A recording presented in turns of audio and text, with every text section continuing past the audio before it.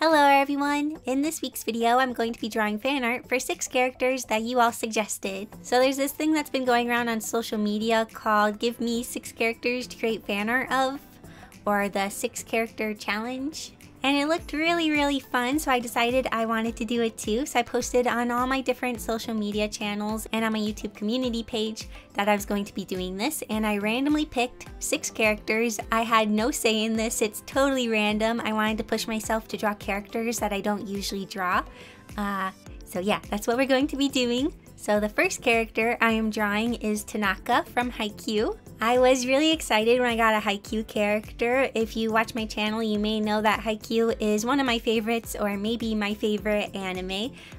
It's a sports anime, and it's about Shoujo Hinata and stuff. Tanaka is one of the other players on the volleyball team. He makes really funny faces, so that's why I'm drawing him making this really weird face. He has like the best facial expressions, and whenever I draw him, I always draw him making one of his funny facial expressions. It's also an expression I don't draw very much, so I wanted to kind of push myself to draw a different facial expression. So for all of these, I'm going to be showing my sketching process and then the coloring process. I didn't show the line art process for any of these because it's been a while since I've shown my sketching process, I think, in a video.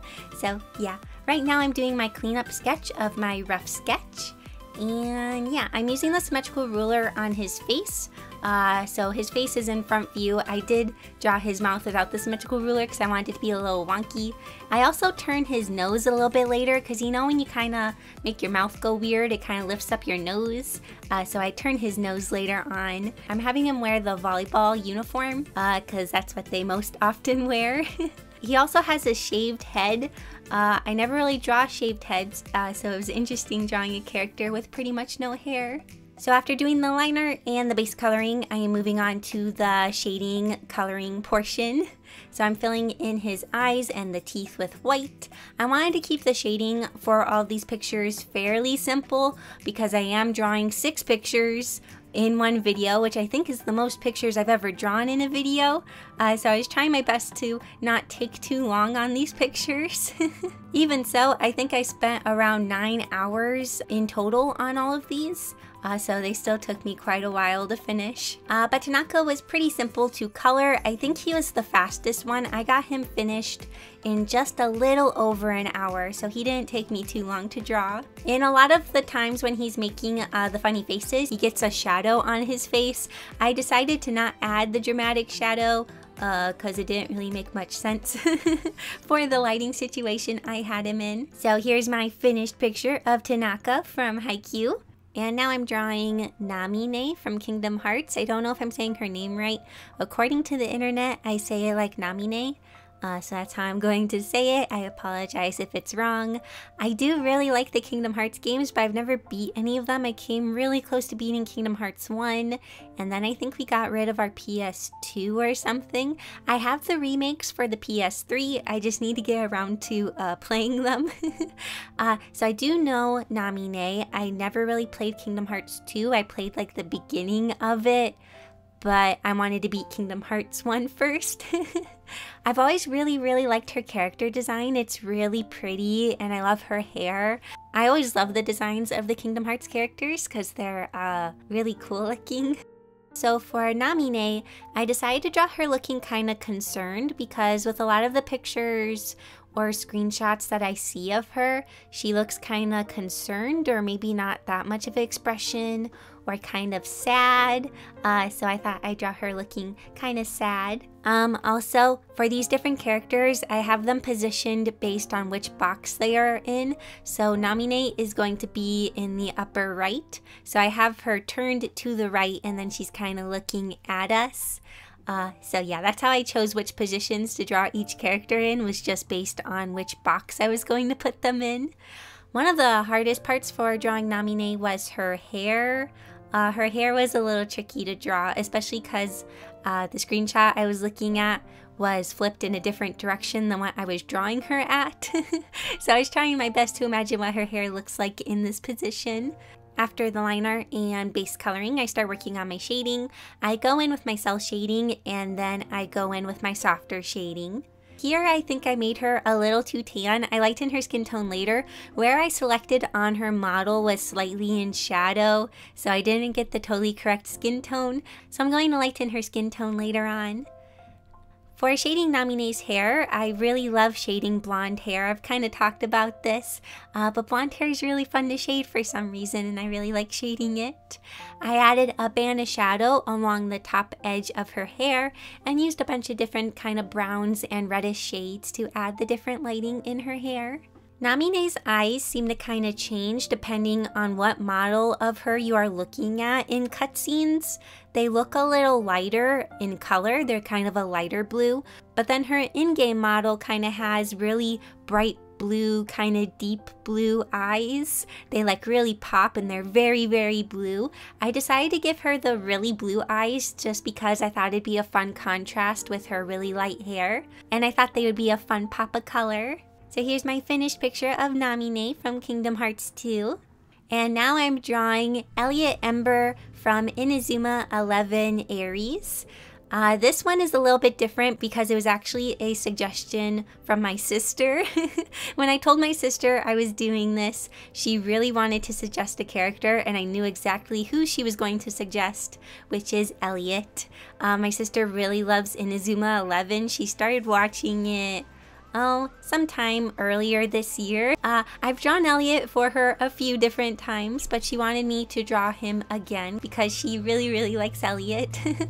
I've watched Inazuma with my sister. After my sister watched it, she watched it again with me, so I've seen all of the Aries episodes. I'm waiting for the Orion episodes to be dubbed. It's a pretty cute sports anime. It's a little weird sometimes, and the moves they do are kind of ridiculous, but it's entertaining. So for Elliot, he was kind of hard to draw. I really wanted to give him eyebrows so bad, but he doesn't have eyebrows. He kind of shows emotions through his eyelid area, so I was trying my best to do that. I wanted him to have a slightly mischievous kind of grin. I don't know if I totally captured that look. His hair was a lot of fun to draw though. It's kind of whooshing in the wind. Also, I'm going to be letting some parts of the characters pop out of the boxes that they are in. So for Elliot, his hair is going to be kind of coming out of the box. So I thought that would be kind of fun. So now for the coloring of Elliot, I think I spent most of the time on his hair. I didn't get super fancy with his hair shading and coloring just because, I don't know, since he's from the anime, I just kind of kept it more simple and didn't make it super duper fancy or anything. One thing I did notice while I was doing this is that I make my characters really pale. When I color the different skin tones in this video, I noticed that even a lot of the lighter skin tones are quite a bit darker than the skin tones that I use. So I think in the future I want to try to use skin tones that aren't so washed out. Coloring Elliot's eyes was really interesting. He has really interesting eyes. So I colored all of the different little areas of his eyes and put a shadow over all of the different colors. Also, he doesn't usually get eye highlights, but I really wanted to add the eye highlights just to make him look, I don't know, not so dead inside or something.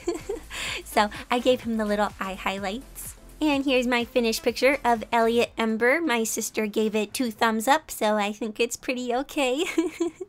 Next up, I'm drawing Luffy the monkey from One Piece. I'm gonna be honest, I know pretty much nothing about One Piece. I think it might be about pirates or something, but I have no clue. I didn't search anything before filming this video because I wanted to just tell you the knowledge that I have of the series without looking things up. So I knew this character's name was Luffy. I didn't know about the D-Monkey part, so when I was randomly picking the character and this name popped up, I thought it was a monkey version of Luffy. But no, that's just his name. So for his pose, I decided to make him looking straight forward at us because he's going to be one of the middle boxes. In the middle boxes, I make the characters look straight at us. And I have him doing this really big smile. He has a really big mouth and a really big smile, so I wanted to include that. He also has really, really tiny irises, so I made sure to include that as well. I was trying my best to keep these things in my style.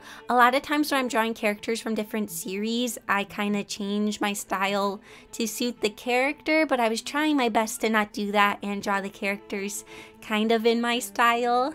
Also, I had a really hard time with his hat. I had to draw his hat multiple times.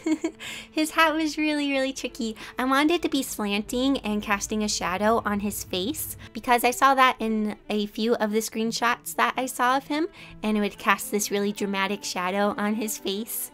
So I thought that would look kind of cool. Also, I was kind of confused because sometimes when I was looking at pictures of him, he would be really thin and not very muscly, but then sometimes he would be super duper muscly. I don't know, maybe that's just later on in the series or something. I decided to draw him a little bit muscly, I guess. He's not like super muscly, but just like a little bit. Oh, and yeah, here's where I'm redrawing his hat and then putting it on his head. That was a lot easier than trying to draw the hat on his head.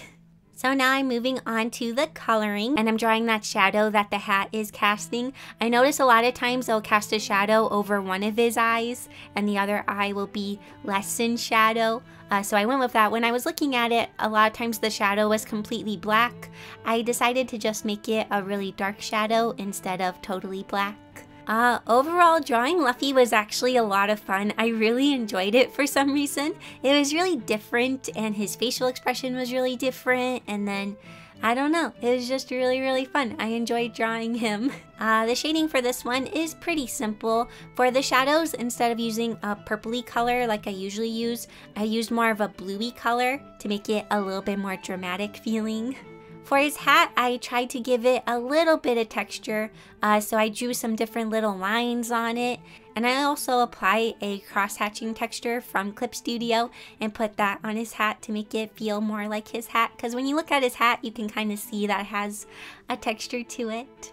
And here's my finished picture of Luffy from One Piece. So for this picture, I am drawing Dimitri from Fire Emblem Three Houses. I was really excited when I got this one because I have played Fire Emblem Three Houses. I picked the Blue Lions as my house, so I've played the Blue Lion route, and Dimitri is part of the Blue Lions. Even though I really like Dimitri, I was actually kind of nervous about this picture because I've tried to draw Dimitri before. You'll see that in my sketchbook tour that's coming up sometime soon. But I always have a really hard time drawing his hair, and his outfit is fairly detailed because he wears the armor and then he has this big floofy cape and I never seem to draw him correctly. So yeah, I was kind of nervous about this one. I kind of wanted to draw pre-time skip Dimitri when he's in school and stuff because I really like his design when it's the pre-time skip. But the tweet that was randomly picked had a picture of post-time skip Dimitri, so that's why I'm drawing post-time skip Dimitri. I always think it's kind of funny because he has an eye patch, but he doesn't even need it. If you ask him about it, he's just like, oh, my eye patch? Yeah, it had a scar, but it's healed now, so I don't really need the eye patch. I'm like, then why do you wear it? Doesn't it make life more complicated? I don't know, it just makes him look more edgy, I guess. So I've been sketching out Dimitri's hair. His hair took me a really long time to sketch because it is fairly detailed. And like I mentioned, I wanted to get it to look right and look like his hair. Whenever I draw it, it just kind of looks like a weird bob. So now I'm moving on to the coloring. And for Dimitri's coloring, I wanted it to be a little bit more dramatic and moody, just because Dimitri is kind of moody and angry. So I wanted to give that kind of feeling when you look at it. So I applied a bunch of shadow and then erased it a little bit from the upper right. And now I am applying all the different cell shading around his face and hair. I used a dark bluey color for the shading because then it makes it feel a little bit more cool and a little bit more moody. I've never really mentioned this, but Fire Emblem Three Houses actually really inspired my face shading style.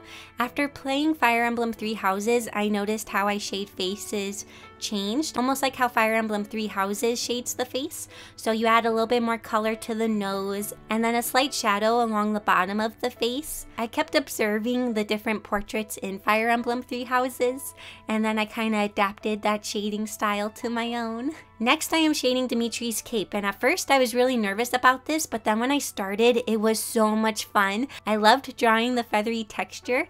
I just drew a light color and then blended it out to make it look a little bit softer, and this kind of gave the feeling that there was different feathers and floofiness about his cape thing. But yeah, that was a lot of fun. I feel like that was my favorite part of this entire picture. So here's my finished picture of Dimitri from Fire Emblem Three Houses. And now I'm drawing Deku from My Hero Academia. I have seen a few episodes of My Hero Academia, but it was a little too violent for me. I don't handle violent things very well, so I only watched a couple episodes. But Deku's really, really cute, and I wished I could watch the series and not be totally grossed out. Because the characters are really cute. Deku's really cute. I know a little bit about Deku. He starts with like no powers, and then he gets powers and he tries to become like a superhero and stuff. But that's about all I know about him. I'm drawing him in his school uniform because I thought it'd be really fun to draw him in the school uniform. For Deku's pose, it's pretty simple. He's just turned to the left and then kind of looking at us with a happy smile. Deku's face was pretty simple to draw in my style. I think the hardest part was his eyes. I was having a hard time making his eyes look correct. I made his irises a little bit bigger than how they appear in the anime, just to better suit my style a little bit. But one of the hardest parts about drawing Deku was his hair. Oh my word, I spent so much time on his hair. His hair is just kind of this big fluff ball that kind of goes all over the place, but it has kind of this fine balance to it that makes it look like his hair. I was having a really hard time with his hair. I kept erasing strands and adding strands and moving them around a little bit. But yeah, it was kind of tricky. So for coloring Deku, once again, the hardest part was his hair. I had a hard time drawing his hair, so coloring his hair was even trickier. His hair kind of has a green highlight and then black shadow. I don't totally know how to describe his hair. It's like green and black at the same time. And I was trying my best to give him the black part of his hair, but I kept getting the ratio of green to black wrong, and I decided to actually lighten the black a little bit. I erased it a little bit on the left side to help make it not feel so like harsh and dark. But thankfully shading his skin and his clothing went pretty smoothly. Deku, for some reason, just kept looking a little off to me. I kept having to make little adjustments to his face and his pose. And yeah, I kept making so many adjustments to him. I think out of all the characters, I think Deku took me the longest. I also decided to add a highlight to his hair to make his hair a little bit more shiny. I don't know, I thought it'd be fun if his hair was kind of shiny. So I put a band of highlight across his hair and then erased the little lines where the different strands were, and then faded it out to make it fade into the hair. So here's my finished picture of Deku, and that is the last character. So now let's take a look at all of the characters I drew. This challenge was really, really fun. I feel like it kind of pushed me out of my comfort zone, and it made me draw characters, hair, and facial expressions that I don't usually draw, and it was really, really fun. Thank you all so much to everyone who suggested characters. I'm sorry if your character that you suggested didn't get picked, but there were so many suggestions. So yeah, if you want me to do this again in the future, please let me know in the comments. I think it'd be really fun to do this again sometime. Anyways, that is all for this video. Thank you all so much for watching, and I'll see you all next week in my next video. Bye!